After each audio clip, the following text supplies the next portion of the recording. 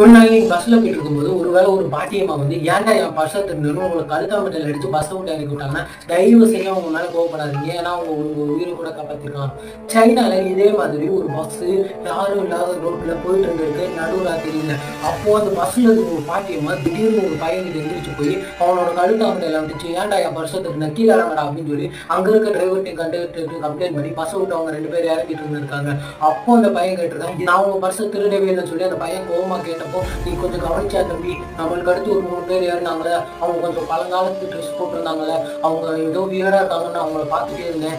அப்பதான் பார்த்தா அவங்க யாருக்குமே கால் இல்லை அப்படின்னு சொல்லி அந்த பாட்டி சொல்லிட்டு இருந்திருக்காங்க. ஸோ இது கேட்டு அந்த பையன் இதெல்லாம் சும்மா தான் சொல்றாங்கன்னு சொல்லி போலீஸ் ஸ்டேஷன் போய் கம்ப்ளைண்ட் கொடுத்துட்டு இருக்காங்க.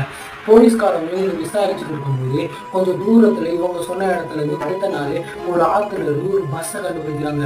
அந்த பஸ் பல நாளுக்கு முன்னாடியே ஆக்சிடென்ட் ஆன ஒரு பஸ். அந்த பஸ்ல இருக்கிறது 3 பாடி, அது போக ஒரு டிரைவர் பாடி, ஒரு கண்டக்டர் பாடி. அந்த 3 பேர் தான் அவங்க கூட ட்ராவல் பண்ணி இருக்காங்க. இந்த இன்சிடென்ட்டோட பேரை நான் சொல்றதை விட அவர் சொன்னா நல்லா இருக்கும். மறக்காம சப்ஸ்கிரைப் பண்ணிட்டு லைக் பண்ணுங்க. கூகுள் பஸ் 375 போட்டு